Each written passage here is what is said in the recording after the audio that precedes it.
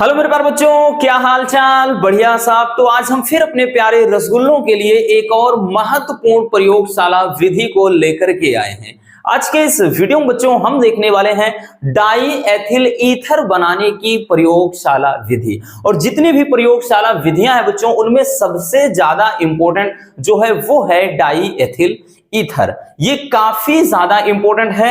ये आपके board exam में 100% पूछा जाएगा। इस बात की गारंटी हम लेते हैं बच्चों कि ये 100% पूछा जाएगा। वो क्यों, हमने इसके पहले भी बताया है कि बहुत सारे ऐसे टॉपिक हैं जिनके औद्योगिक निर्माण की जो विधियां थी वो पूछता था। जब वो पूरा चैप्टर ही गायब कर दिया है तो ये टॉपिक आपके ज्यादा इंपॉर्टेंट बन जाते हैं। तो चलिए देख लेते हैं कि डाई एथिल ईथर को अपन कैसे बनाते हैं। बहुत ज्यादा आपको परेशान नहीं होना, एकदम सिंपल सा टॉपिक है। ठीक, देखिए बच्चों, प्रयोगशाला विधि में जब कहेगा सचित्र वर्णन करिए, तो सचित्र वर्णन का मतलब एक तो आपको फिगर भी बनाना पड़ेगा और दूसरा बच्चों इसकी विधि भी लिखनी होती है। बट विधि हमने एकदम सिंपल तरीके से लिखा है, आपको बिल्कुल भी घबराना नहीं है। ठीक, बस एक बार देखेंगे, रटना नहीं है, इस बात की गारंटी हम लेते हैं। ठीक है, चलिए तो किस तरह से लिखेंगे बच्चों, देखिए ये है, हालांकि जितने फिगर होते हैं लगभग एक जैसे होते हैं, तो एक रट लीजिए, बस काम खत्म। एक बच्चों ऐसे बना बनाकर प्रैक्टिस कर लीजिए जितना हो सके। इसके पहले आपने देखा क्लोरोफॉर्म का भी सेम फंडा था, बस इसमें थोड़ा सा अंतर है, एक तो थर्मामीटर और दूसरा ऊपर से एक एथिल अल्कोहल ये डाल रहे होते हैं, बस इतना अंतर है, बाकी पूरा फिगर सेम है। ठीक, तो इसको पहले नहीं देखना है, इसको नहीं समझना है। सबसे पहले आप देखिए बच्चों इस फिगर में इसको बनाते कैसे हैं, डाई एथिल ईथर को बनाते कैसे हैं। तो डाई एथिल ईथर को बनाने के लिए सबसे पहले एक आसवन फ्लास्क, इसका नाम क्या है, आसवन फ्लास्क। तो एक आसवन फ्लास्क में बच्चों करते क्या है, आसवन फ्लास्क में सबसे पहले लेते हैं एथिल अल्कोहल, एथिल अल्कोहल और सांद्र सल्फ्यूरिक अम्ल। ठीक, एथिल अल्कोहल बोले तो एथेनॉल जिसको कहते हैं, और सांद्र सल्फ्यूरिक अम्ल यानी तेजाब। तो एथिल अल्कोहल और सांद्र सल्फ्यूरिक अम्ल को 2:1 यानी 2:1 के अनुपात में ले करके इसको गर्म किया जाता है। ठीक, सबसे पहले बच्चों इसको 100 से लगभग 110 डिग्री गर्म करते हैं, फिर 140 डिग्री तक। ठीक, जब गर्म करते हैं तो 140 डिग्री पर गर्म करने से कितना टेम्परेचर रखते हैं बच्चों, तो ध्यान देना यहां पर 140 अंश सेल्सियस पर जब गर्म करते हैं बालू ऊष्मक की सहायता से, तो होता क्या है, इसमें से जो भी डाई एथिल ईथर बनता है, ठीक, इस नली के माध्यम से गुजरता है और इसमें ठंडा जल प्रवाहित करके जो भी बच्चों इसमें ठीक ईथर होता है, जलवाष्प होता है और भी जो चीज मिले होते हैं शुद्धियों, ये जब इधर से गुजरती हैं तो ठंडा किया जाता है। तो इसमें होता क्या है कि ये बर्फ से भरे हुए एक जार में, ये बर्फ से पूरा भरा हुआ यानी बर्फ का पानी है, ठीक, एकदम चिल्ड, एकदम कोल्ड, तो ये बर्फ वाला पानी है और इसमें एक ग्राही पात्र है।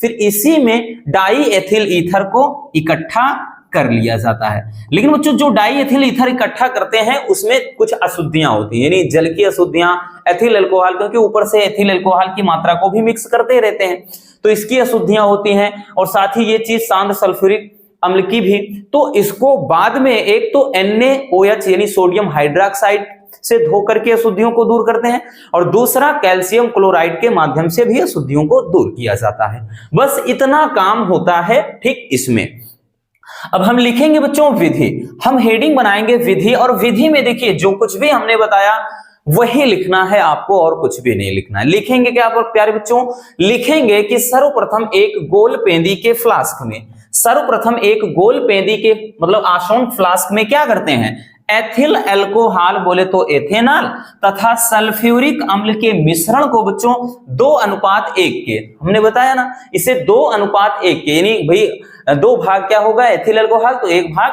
सांद्र सल्फ्यूरिक अम्ल, तो 2:1 के अनुपात में इसको लेकर के बच्चों बालू ऊष्मक, ठीक, बालू ऊष्मक की में इसको गर्म करते हैं ताकि जो ये फ्लेम होता है डायरेक्टली इसके संपर्क में ना रहे, धीरे धीरे गर्म हो, इसलिए तो बालू ऊष्मक की सहायता से क्या करते हैं, गर्म करते हैं। और 140 अंश सेल्सियस पर गर्म करने से बच्चों ईथर बर्फ के जल में रखे ग्राही जो पात्र होता है, पत्र नहीं बल्कि पात्र में एकत्रित होने लगता है।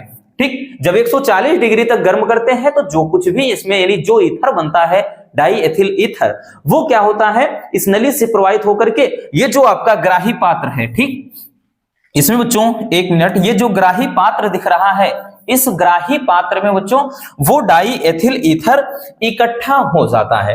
फिर आगे लिखेंगे बच्चों कि इस प्रकार प्राप्त ईथर में देखिए सल्फ्यूरिक अम्ल, अल्कोहल, ठीक, यहां पर अल्कोहल है, अल्कोहल तथा जल की क्या होती हैं, अशुद्धियां होती हैं। हमने बताया ना कि भाई ये बन तो जाता है लेकिन इसमें अशुद्धियां रहती हैं।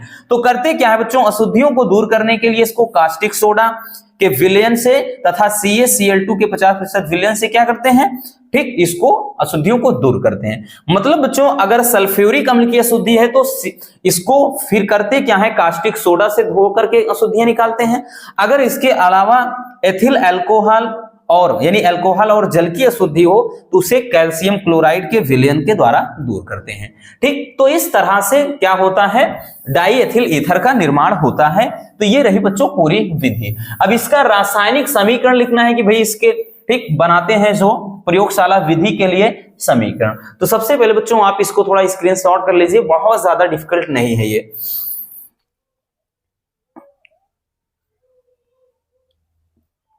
हो गया। चलिए बच्चों अब देखते हैं भाई इसकी रिएक्शन कैसे लिखना है। ठीक, अब हम देख लेते हैं बच्चों प्रयोगशाला विधि।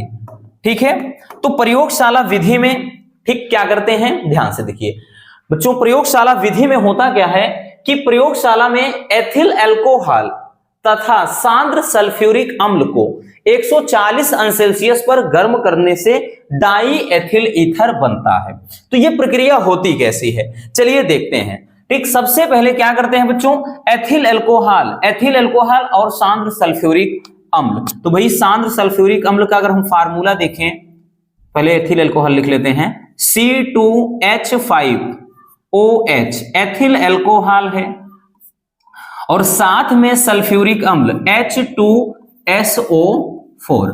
सल्फ्यूरिक अम्ल को लेकर के बच्चों जब गर्म किया जाता है, ठीक, और गर्म कितने पर, तो सबसे पहले बच्चों गर्म करते हैं इसको 140 मतलब 100 से लेकर के 110 अंश सेल्सियस तक गर्म करते हैं। जब इतने टेम्परेचर पर गर्म करते हैं तो बनता क्या है बच्चों, तो सबसे पहले बनता है, ठीक, देखिए इसको थोड़ा इस तरह से लिखेंगे तो ज्यादा आसान हो जाएगा। जैसे H2 है तो हम 2H लिख देते हैं, तो H2 समझिए हो गया, SO4 इसलिए लिखा ताकि ये आसान हो जाए। अब यहां से एक चीज ध्यान देने हैं बच्चों, ये वाला जो है OH इस वाले से भाई ये इसके साथ क्रिया कर लेगा। ठीक, तो यहां पर आप देख रहे हैं ये जल निकल रहा है, तो भी सबसे पहले हम क्या निकाल देंगे, H2O, जल बाहर निकाल देंगे बच्चों।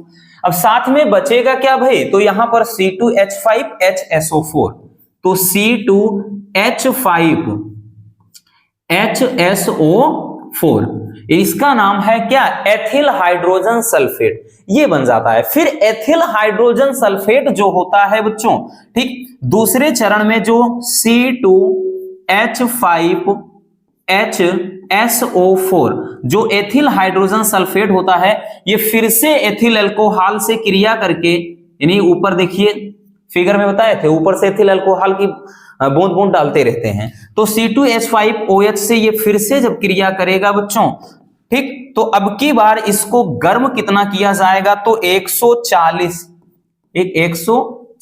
अंश सेल्सियस तक। तब क्या बन जाता है, तो भाई डाई एथिल ईथर बनेगा।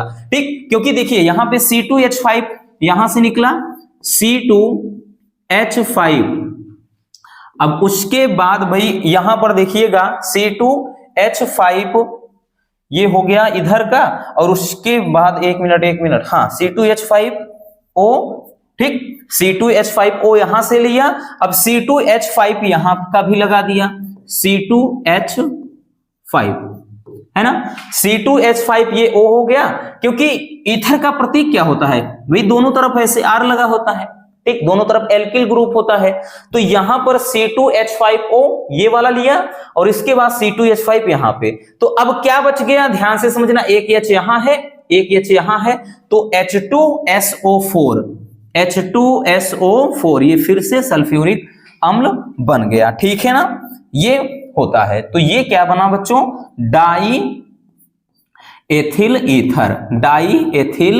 ईथर बन जाएगा। इस प्रकार से डाई एथिल ईथर का निर्माण होता है। यहां पर एथिल हाइड्रोजन सल्फेट बना है, ये एथिल हाइड्रोजन, 2 स्टेप में ये पूरा होता है बच्चों, एथिल हाइड्रोजन सल्फेट।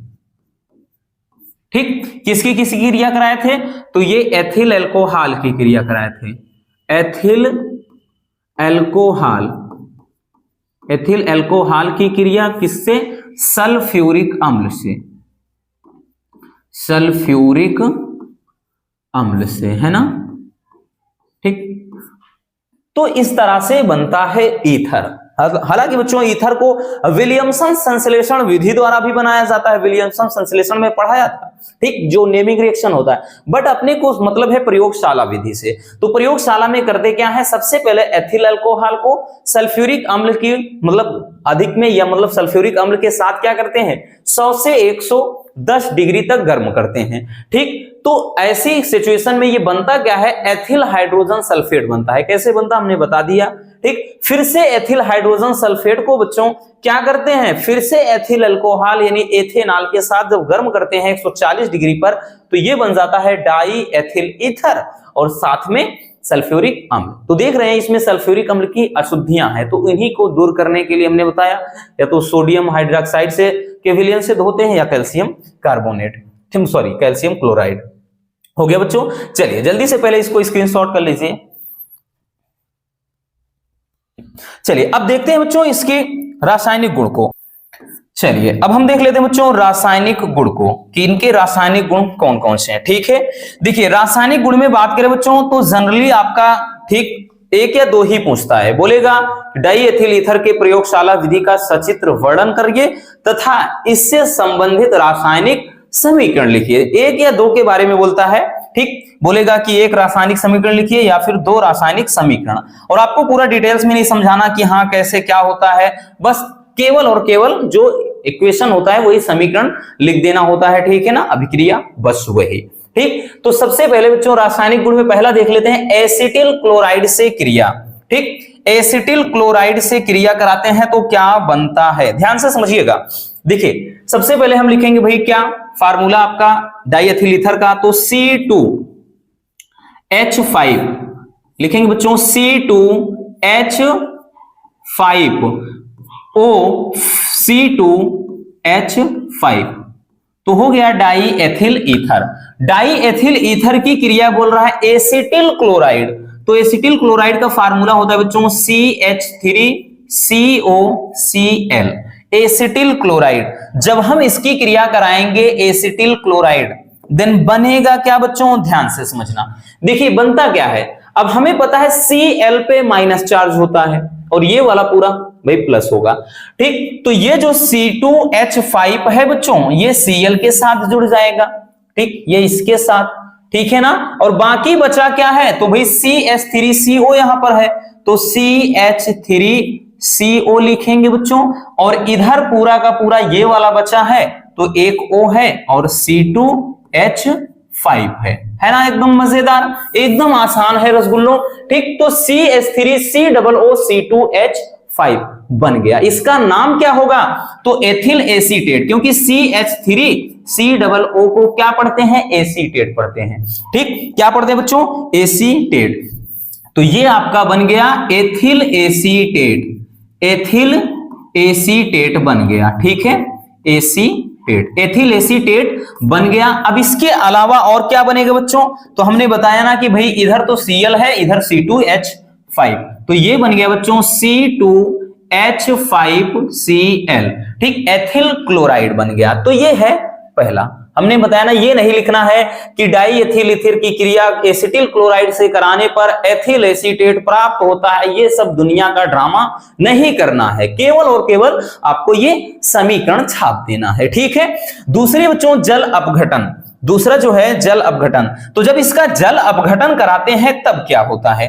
ठीक, जल अपघटन कराने का मतलब जल से क्रिया कराएंगे बच्चों, तो लिखेंगे भाई C2H5O C2H5। ठीक, ये बन गया आपका क्या, तो ये फार्मूला हो गया भाई डाई एथिल ईथर का। जब इसकी क्रिया कराते हैं बच्चों H2O, जल के साथ। अब एक चीज देखिएगा, यहां पर H2O है तो इसको हम ऐसे भी लिख सकते हैं HHO, इसलिए ताकि आपको समझ आए। एक तो C2H5 यहां का OH से क्रिया कर लेगा, एक इधर भी C2H5, एक O बचा, एक H बच गया। कहने का मतलब सीधा सीधा दिख रहा है बच्चों, बनेगा क्या? एल्कोहल बनेगा। क्या बनेगा बच्चों? तो ये बन जाएगा एल्कोहल।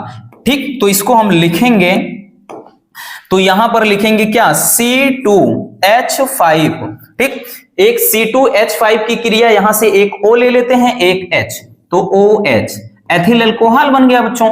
अब इधर देखते हैं C2H5O और एक H यहां पर बचा था, तो यहां पर भी C2H5OH ही बना। कहने का मतलब अल्कोहल के दो अणु बन गए, या इनको अपन ऐसे भी लिख सकते थे, ठीक, 2C2H5OH, क्योंकि भी एथिल अल्कोहल के क्या है? दो अणु बन गए हैं। तो सीधी सी बात है बच्चों, जब इससे हम क्रिया कराते हैं यानी जल अपघटन कराते हैं तो क्या बनता है? तो अल्कोहल प्राप्त होता है। ठीक, क्या बनता है? अल्कोहल। बस इतना याद रखना, ठीक है। अब तीसरा देखते हैं बच्चों, तो तीसरा क्या है? तो तीसरा है भाई गर्म HI से क्रिया। ठीक, गर्म हाइड्रोजन आयोडाइड से क्रिया। तो जब हाइड्रोजन आयोडाइड से क्रिया कराते हैं तो क्या होता है? फार्मूला लिखेंगे बच्चों, C2H5O C2H5। ठीक, ईथर हो गया, डाइएथिल ईथर, इसकी क्रिया हाइड्रोजन आयोडाइड यानी गर्म हाइड्रोजन आयोडाइड। जब हम हाइड्रोजन आयोडाइड से क्रिया कराएंगे तो क्या प्राप्त होगा? चलिए देखते हैं भैया क्या बनेगा। देखिए बच्चों, हाइड्रोजन आयोडाइड से क्रिया कराएंगे तो वही सेम H, मतलब I क्या है? I अगर हम देखेंगे तो ये हेलो, ठीक, मतलब जो आपका हेलोजन तत्व है, जैसे इसमें Cl था, तो ये I जो है उस पे माइनस चार्ज होगा, इस वाले प्लस, तो ये प्लस वाला माइनस से जुड़ जाएगा। बनेगा क्या? तो यहां पर दिख रहा है बच्चों, तो ये बन जाएगा आपका C2H5 और I, हाइड्रोजन आयोडाइड बन गया, C2H5I। और उसके बाद क्या बनेगा भाई? ये तो हाइड्रोजन आयोडाइड बन गया, ठीक है। तो हाइड्रोजन आयोडाइड के दो अणु और H है, O है, तो ये H2O जल बन जाएगा। लेकिन बच्चों ये जो इक्वेशन है ना, बैलेंस नहीं है, ठीक है, समीकरण संतुलित नहीं है। C2H5 दो बार है तो हम लगाएंगे बच्चों 2। अब 2I भी 2 हो गया तो बच्चों यहां पर भी 2 लगाना पड़ेगा। अब देखिए पूरा का पूरा एकदम क्लियर हो गया, 2H हो गया तो 2H यहां पर है, C2H5 दो बार है तो C2H5 दो बार हो गया।